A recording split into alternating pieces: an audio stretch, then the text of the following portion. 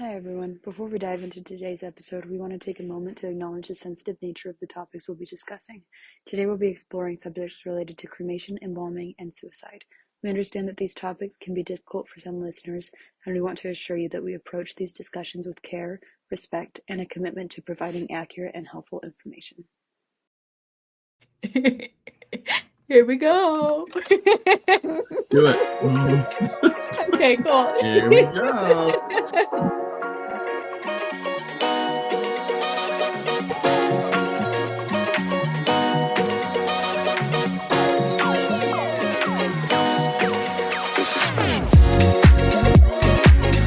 Welcome back for another week of Coffin Talkin'. I'm your host, Holly. I'm here with Frank. Welcome back. Thank you. It's good How to are be you back. doing? I'm doing great. Thank you. It's good to see you again. Yeah, it's good to see you too.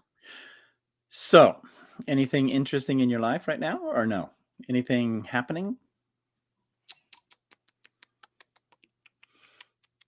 Okay, let's just get started. Yep, let's just drive right in. Riveting introduction. That's fantastic. Oh my gosh, I'm so glad that everything's working so well for our children. Yeah, right. I really think I need to start prepping because I prep for like the actual portion of what we're going to be talking about, but I don't even consider what's going on in my life. Mm-hmm. Like what I should talk about at the beginning. Yeah. So that's a good thing to do. What about you? Were you prepared? Yeah, I'm prepared. Okay. When you're ready to start, I just want to give a disclaimer on this episode, so that Great. people understand, and you understand why I'm going to do the disclaimer. And I just Right.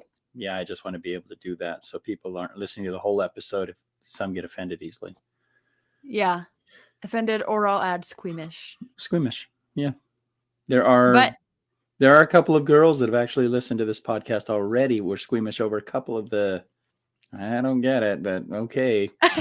Whatever. Well, I would hope you don't get it. No, I hope you still don't get squeamish. Did you ever get squeamish? I have never, ever been squeamish at blood. Never. At blood. What about dead bodies? No. Dead bodies either. That's I guess we should probably say good. cadavers. But yeah. So no, I've never had an issue of it. I have had instances where I've become extremely frightened, but nothing physical has ever bothered me. Oh, okay. Huh.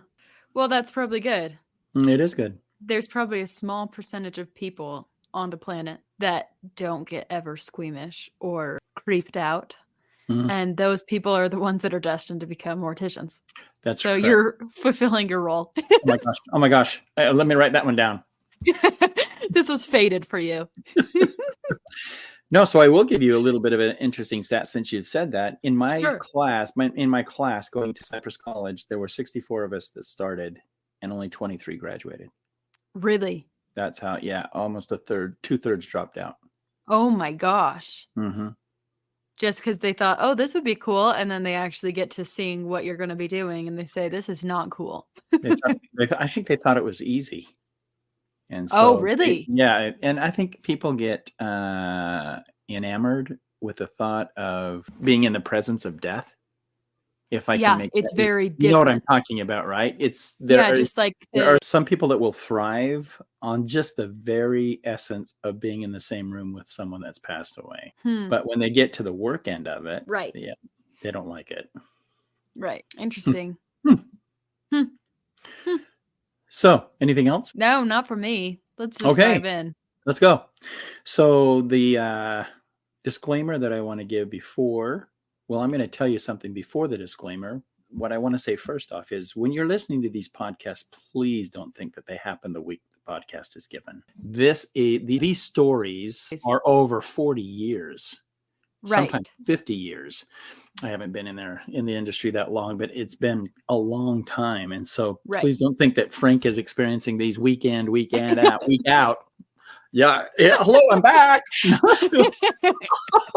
I'm going crazy over here. Oh my gosh.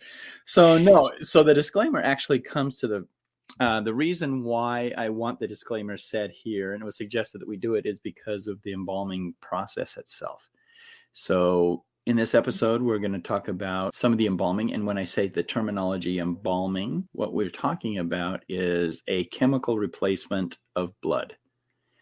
So there are 14 different injection sites of the human body that you can actually raise vessels or arteries and inject that chemical fluid. Now, when I say chemical fluid, it's a formaldehyde-based fluid, and it is designed specifically to help sanitize and preserve a dead human body until services can be rendered. So I don't know if you've noticed or if you've gone to a viewing before where individuals, they want to hold the hand. That's fantastic. I love that. The second thing is the kiss. So when you kiss someone that has been deceased, if they are not properly embalmed or superficially or topically washed and sanitized, there is that possibility of transmission of disease, because once the body passes away, it immediately starts to break down. So it may take a long time for you to notice it, but the body is starting to break down. So I've been asked a number of times by families that call because their vacation is about to start. So they call, grandma's passed away, and so they say, how long can you hold her? How long would you think, Holly? Comfortably 2 weeks, 2 to 3 weeks. Okay. So our refrigeration, in most refrigeration, is kept at about 38 degrees. And so we can comfortably hold an individual after they've passed away, depending upon how long it takes us to pick up the individual and bring them into our care, about a month. And so if they go on their vacation, come back and want to still have a service with them, the only thing I worry about is the dehydration of eyelids because they're thin. And the lips. So if the lips and the eyelids dehydrate, there are things we can do throughout the embalming process, but it's a little more challenging. So when you talk about the embalming, it's usually done through the carotid artery, which is just right under the clavicle or next to the clavicle. It's just above and medium or medial to the clavicle. That's where most men are embalmed from. Most women are embalmed from the femoral artery, which is in the leg. And why would we say that, Holly? Any ideas? I don't know. Wardrobe. So if a woman is used to wearing a tank top, a spaghetti strap shirt, you don't want that incision being seen. So it's easier for us just to do the entire embalming process from the femoral artery. Whereas men are almost always in a collared shirt. Yeah, collared shirt or even a polo, something that's a high neck rising. Right, a bit higher than it. Whereas women, if we know that the clothing is going to be able to cover the incision, then we, of course, will go ahead and use that shirt. Sometimes we can't get the interesting thing with the human body is it's got an enclosed circulatory system. Unlike a grasshopper is sloshed. So when it moves, all of the fluids move with the body in a grasshopper. But in the human body, that's why we have arteries and vessels and capillaries. That bloodstream remains intact, and that's when people lose their lives if one of those arteries are severed or broken. So like an aneurysm, where the artery wall will lessen or weaken and then burst. And so that's, people bleed internally from that all the time. Same thing happens in the brain if there's a stroke. So when we do embalmings, it's a pressurized, we use what's called a portaboy or a Duotronic, whichever. It depends on the funeral home, what machines they have available, but it is a pressurized forcing of that chemical into the vascular system. So think for a minute, if you're pushing something into the system and it's a closed system, what has to happen? A release somewhere else? Yeah, the release has to happen. And so the release happens through the vein. So if I'm injecting through the carotid artery, then the jugular vein, everybody knows about the jugular vein. Right. No one ever hears about the carotid artery. Right. They're so unappreciated. But the carotid artery is where the injection would take place. So that fluid is moving through the vascular system, through the carotid artery. the vein or the jugular vein at that point, it would be cut and allowed for that pressure to be released. If it's not released, think of blowing up a balloon. So if you're blowing up a balloon, the vascular system will start to expand, causing swelling. You don't want swelling. And if a person does begin to swell, then you just automatically stop and you move to the next point of injection so that you can go ahead and bypass the swell and move to the next part of the body that you need to embalm. So that's why there's 14 different points of injection. Most embalmers will usually just use the carotid because very seldom do you get blockages somewhere else unless they're on some sort of certain medications will allow that to happen. Gotcha. But the reason for that embalming to take place is what I mentioned before, temporary preservation and sanitation. Now I say temporary preservation because it does not stop the natural decomposition of a body. It'll stop the natural decomposition, but so it'll slow it, but it won't completely stop. It's not like mummifying them. That's correct. And the reason I know that is because we've exhumed individuals from cemeteries that have been buried for 60, 70 years. And as soon as the casket's lifted, you can hear a sloshing sound.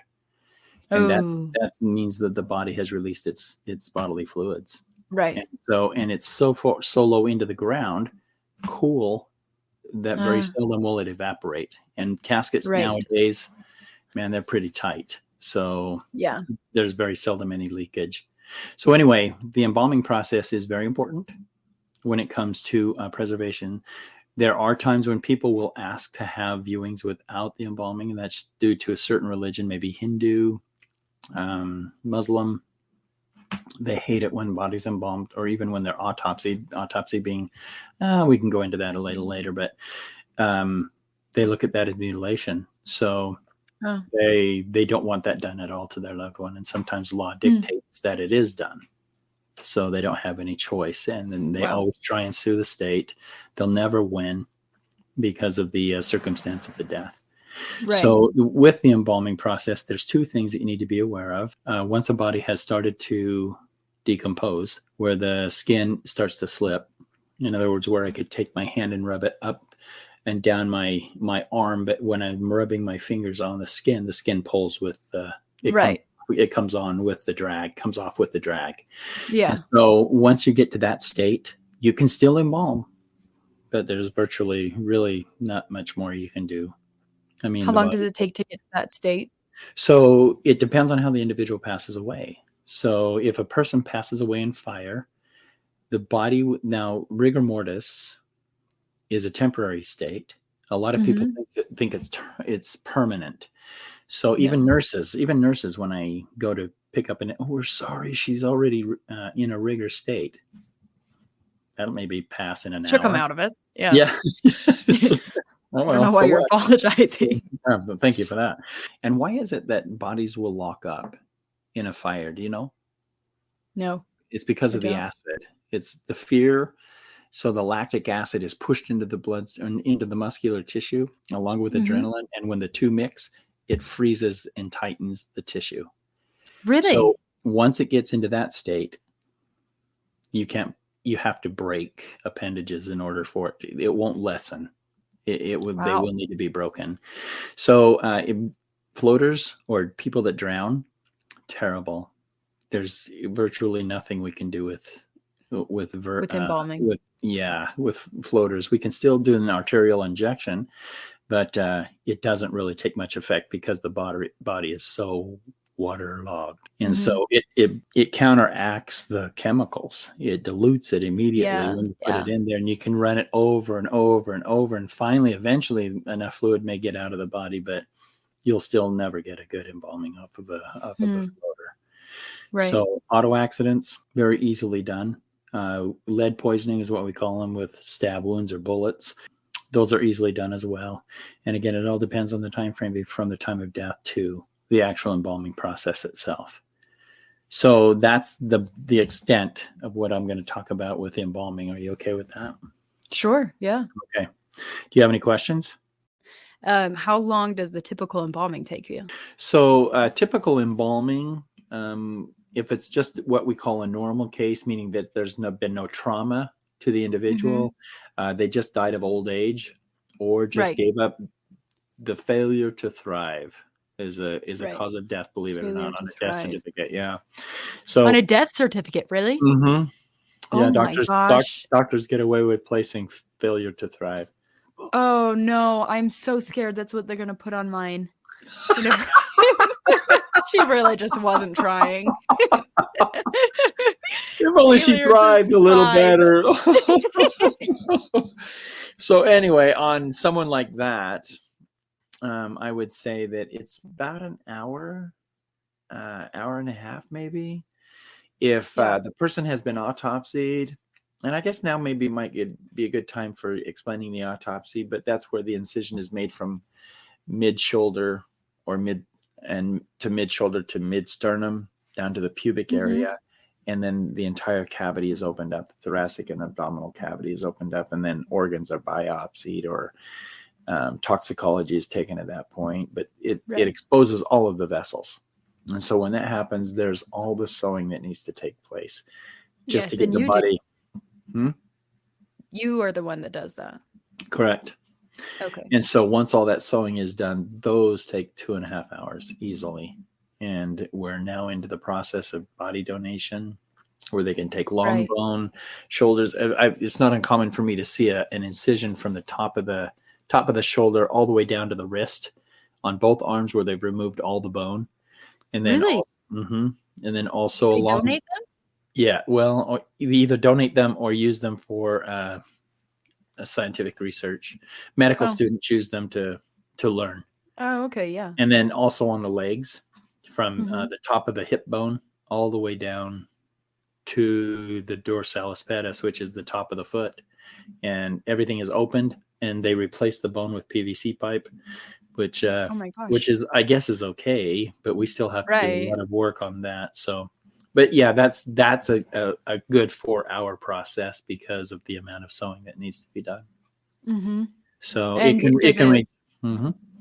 It can range from It can range from an hour to up to 5 hours, depending upon what it is you have to do. Wow. If you're having to rebuild features, like one of my favorite things to do is the nose, the mouth, the eyes, to rebuild them and make them so that they're like, if a person takes I don't want to be too graphic, but if someone has a problem with their eyes, or their face in general, the things that are going to be viewed, you have to take much more time with, just to make sure that they look as reasonably normal as possible. So that can take time too, depending upon what trauma you might see on the face. Right. And I will say that, because I know you won't, but you are one of the best embalmers, I'd say, easily in the state, at least in the state. Thank you. You are renowned. I would agree. I've been called, well, we don't need to go into all that, but yeah. Wait, you've been called what? Did you have a name? No, I've been called to different states to embalm. Oh, really? You've been called out because to embalm individuals. Yeah.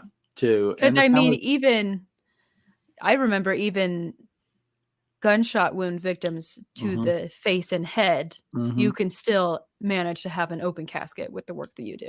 That's correct. Yep. Yeah, it's very impressive. I spent 16 hours on one individual. Oh my gosh. And the one complaint, and I'll tell you what, I had to rebuild half the guy's face. Yeah. And the one complaint that the lady, his wife, had, still had an open casket, but her complaint was, I don't think he smiled like that. His mouth doesn't look normal. Oh, but if I could show you his mouth 16 hours ago, I think his whole face. Oh my gosh. Yeah. Oh my heck. Wow. Anyway, so yeah, that's the way it goes, I guess. Whatever. Yeah, I guess. I need a drink. What, 16 hours and you're telling me the mouth doesn't look right? Oh my gosh. Oh wow. Is there anything you can do with the mouth? Oh boy. Well, if only. Yeah, I guess I can. Oh, Let me yeah. pump Do you you. want me to undo what I did? Let me just put a little pressure here. Right. There, that looks that looks Just- much better. Anyway, well. So since we're talking about embalming, this episode I want to call Pitter Patter, and I think you'll understand why as I go through the course of the episode. So one particular firm that I worked for, and I have to give you a little bit of a breakdown as far as how the movement or the flow of the building was, so you understand a little bit more completely about what's happening. So when you walk in to this particular building, to the left was the chapel. To the front, if you continued walking forward, you would see the office area.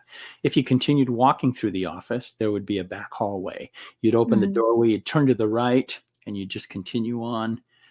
And then it would go ahead, and the first door on the right would be the prep room or the embalming room. Mm-hmm. Then if you kept right on going, it would circle you around like a horseshoe and bring you back to the lobby area. Okay. So that's, if you've got the mental picture, I'll go ahead and begin with the story. Hold on. Is this the story part? Yes. Oh my gosh. Are you kidding me? What? You didn't let me say what time it is. Sorry, Holly. Let's Oh go my back. gosh. That's like my one job on this podcast. I know I forgot last week, but I will not stand to be forgotten again. Okay. Sorry, go ahead. So anyways, what time is it? I don't know. Time to be frank. Thanks, Holly. Okay, now continue. Wow. All right. So there you've got the layout of the building, right? That's still clear and fresh in your mind. Okay. Yeah. So let me go back a little bit before the actual occurrence happens. I had a manager, general manager. I was the manager of the funeral home at the time, but the general manager of the facility had a granddaughter that would come in with him every once in a while, and she was wheelchair bound, and they weren't expecting her to live too much longer. That's about the extent I knew of it. And so I would talk to him briefly, and he would say, "Hey, Frank, tell me about this family that you just helped, or that's being embalmed, or that's been embalmed, and who's up for viewing right now." So I'd walk into the chapel and I'd have this conversation with him, and there was his granddaughter with him the entire time. And he would look at me and he'd go, "Oh my gosh, I can't believe you were like this one particular person." He had, again, committed suicide, gunshot to the temple of the head. And he could not believe that there was no indication of a gunshot wound at all. And right, so in the he viewing. was right. And so there was a couple of times where he would just say that, just make comments like that with regards to the How embalming. did you do that? Yeah, exactly. With regards to the embalming process, and that the individual looked serene.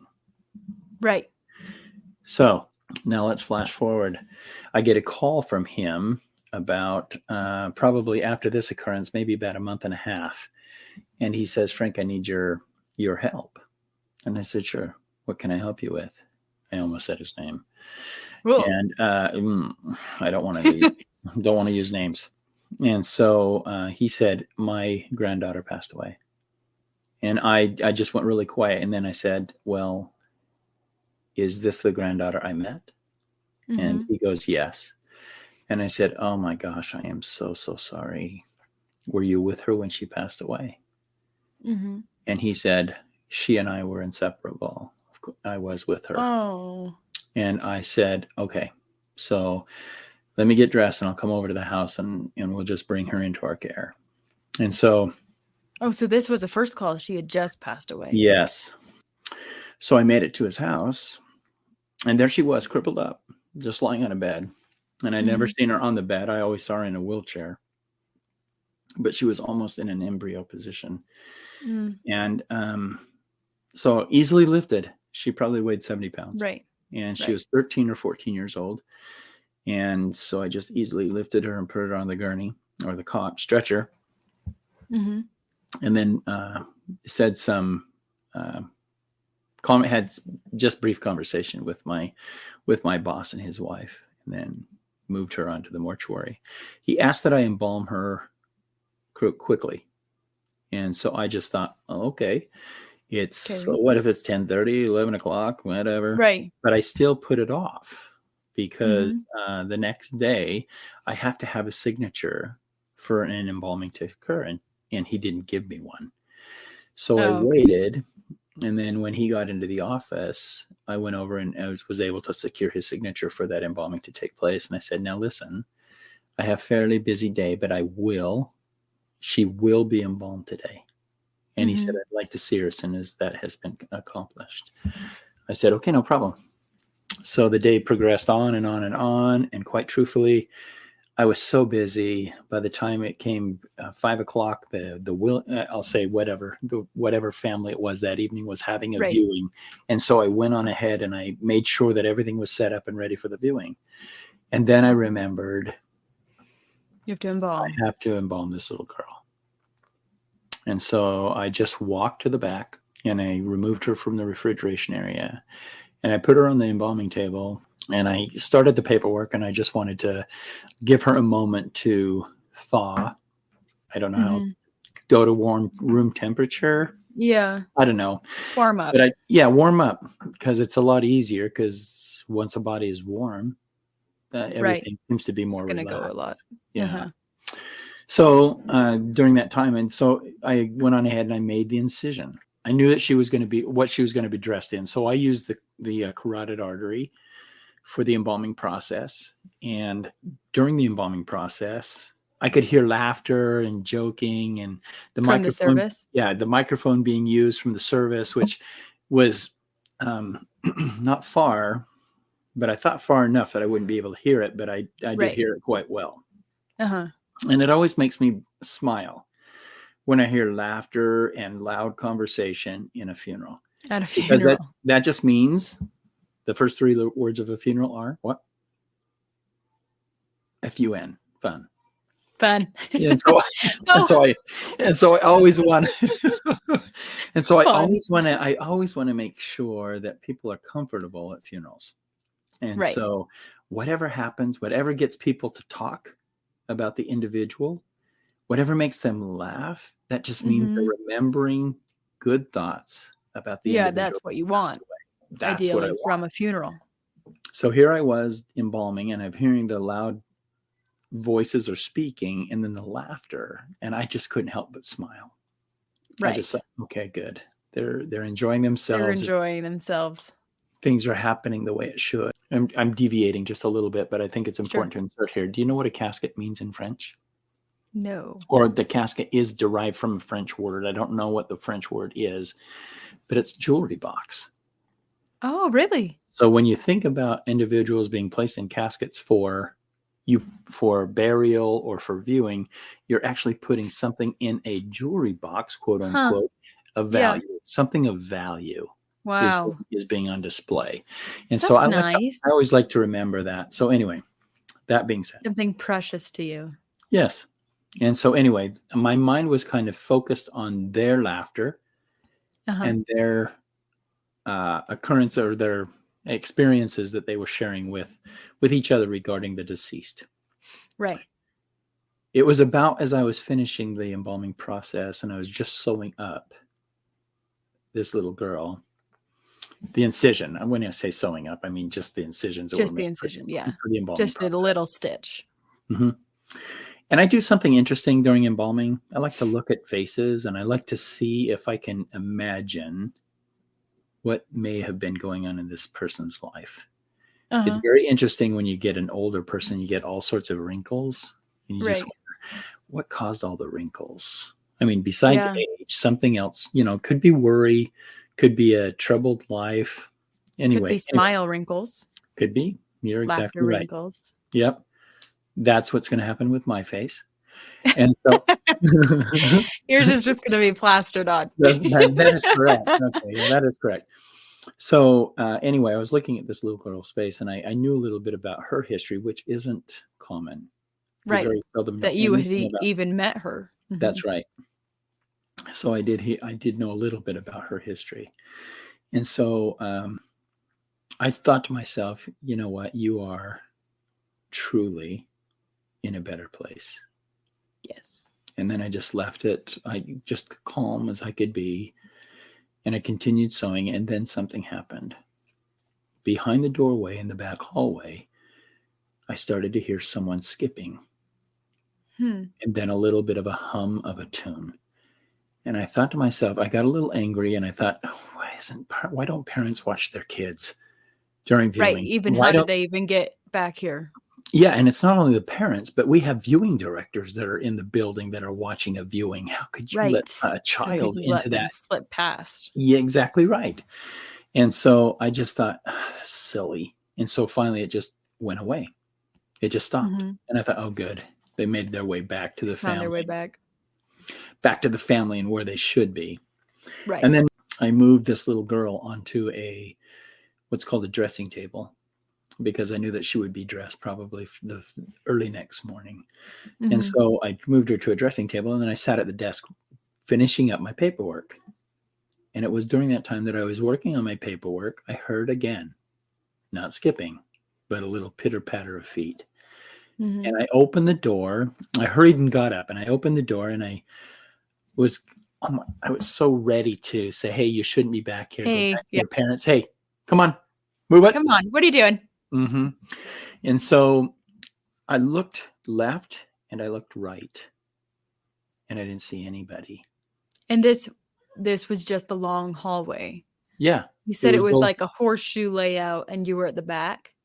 Yeah, if I go through the office again through that second door, turn to the right, there's the embalming room about midway down the hallway. And the hallway probably was 100 feet.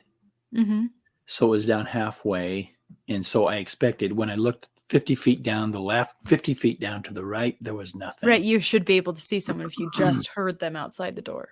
Correct. There's no place for them to go. That's right. And so I went on ahead and I did one thing further. I left the embalming room and I walked around the corner to where the horseshoe began, if I'm looking at the layout of the building. So I turned that corner thinking that she was sitting right there waiting. Oh, I stirred him up. I got him going. Hiding. Yeah. Hiding. And so there was still no one there. And I thought, am I imagining things? Right. That's exactly what I thought. Am I imagining things? So I did. So I went back into the prep room, and I usually will close the door behind me, because when you're embalming, it's a private very private. Yes. private episode that's happening between you and the deceased. Now, let's take a short note here.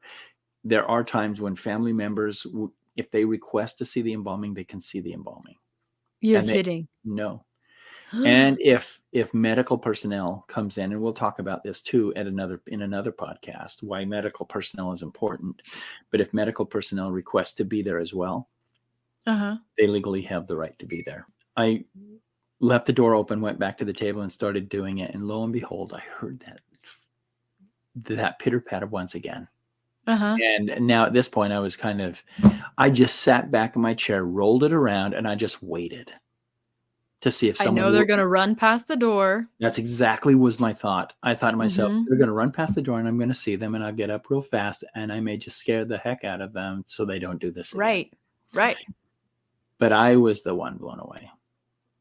And the reason I say that is because as I was sitting there looking in the doorway, a little girl walked into the door and walked into the room and was probably one of the most beautiful, tranquil children I had ever seen in my life. And as I just sat there, I couldn't say anything. I didn't want to say, hey, you shouldn't be in here, or you need to go back to your parents, whatever the case might be. And while I was thinking in my mind what was transpiring, she walked over to the table and she looked at this little girl that I had just embalmed. And then she looked at me and she said, I look beautiful. And immediately I thought to myself, oh my gosh, I'm in the presence of this little girl.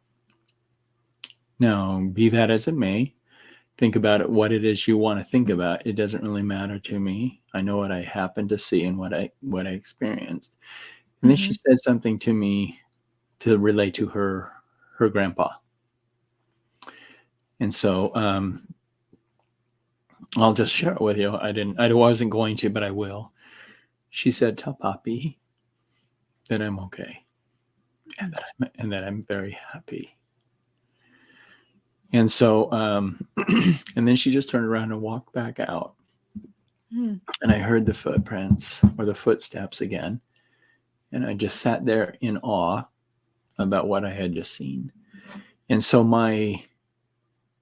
the next day when I saw my boss, he said, "Hey, how did things go last night with my granddaughter?" I said, "Can I talk to you for a minute?" And I just pulled him to the side and I explained to him kind of what I just explained to you, Holly, about what had transpired. And I said, "And she wanted me to give you a message." And he said, "Oh my gosh, what is it?" And I said, "Let me see if I can remember. Poppy." And then I repeated back the message as it was told to me. And he looked at me and he said, "You must have talked to her. That was her word for me, Poppy. Oh, really? No one else Poppy. calls me Poppy. None of my other grandkids ever called me Poppy." And so I just looked at him and I said, "I just want you to know that she's happy." Mm-hmm. And I think it was important for her to tell you that because you guys were inseparable. Right. And so she didn't want you to feel bad that she had passed or that she had gone somewhere else, but she wanted you to know that she was happy. Mm-hmm. And so the downside of the story, if you can think of a downside, it would be this. Right. He chose to share that with his daughter, the child's Her mother, who didn't have a good relationship with her at all. And she got mad that, number one, why would you get that message and not me? Oh. That's kind of the same feeling or thought that, and then my boss looked at her and he just said, "I don't know. The message remains the message. It doesn't matter who Right. It's receives the it." same. Yeah, Uh-huh. the message is the same. You're missing the point. She's This is happy. a message of hope. Exactly right. And she's happy. And then he said, and the embalmer said that he heard her singing. Yeah. And so she, her limited, And she was skipping limited. when Exactly. she She was in a couldn't walk. wheelchair. She couldn't walk, and her voice or her limit or her ability to speak was limited. So I'll leave that story right there and just Yeah. leave it to you to understand or maybe think about a little bit further as far as how that could reflect upon you and what's going on in your own lives and how it could be effective, or at least how someone else's ailment. I just feel bad when I look at someone in a wheelchair and I just think, how can I help them? And sometimes the only thing help you can give them is to listen. And just whether you know it or not, maybe just the ability to just sit there and talk to them or even listen to what they're saying is the best therapy that they could receive. So anyway, be that as it may, I just want you to know that there are opportunities if we take them. And I don't know why and you'll hear this again. There's 3 other stories I'm going to tell you that people came to me and gave me messages for family. And it was Really? so odd to me that the same reaction that was received by this mother is the same thing they said to me. Why would they come to you? Oh, really? Yeah. And I always think that maybe the reason why is because I was more in tune because I like to look at the face, remember? Right. You So like I'm to think focused on her. about that. So I'm focused on her as opposed to, oh my gosh, tomorrow I got to do this, this, this, and this. Right. And I'm thinking sometimes maybe a loved one of someone who's just recently passed away is too occupied with other thoughts than the person that's just passed away. So, Yeah. And then when they get that message, it becomes almost a competition sort of thing. mm-hmm. Well, why did they come to you? Yeah, exactly right. Yeah. So anyway, any comments, Holly, on that one? I have a lot of comments. I just don't know what to say. Mm-hmm. I don't know. I think it's a beautiful story. It's again, these are so and I guess indelible into my spirit, into my soul. I don't know if I'm saying that word Right. correctly, but I could recount them as soon as someone says, "What about pitter patter?" Let's talk Yep. about pitter patter. Yep. Yeah, I'm happy I to. remember it like it was Yeah, yesterday. exactly right. And right now, where I sit at today, this occurrence happened 28 years ago. Really? hmm And it's still just as fresh in your mind as it ever Still was. just as fresh in my mind. Yep. Wow. Yeah.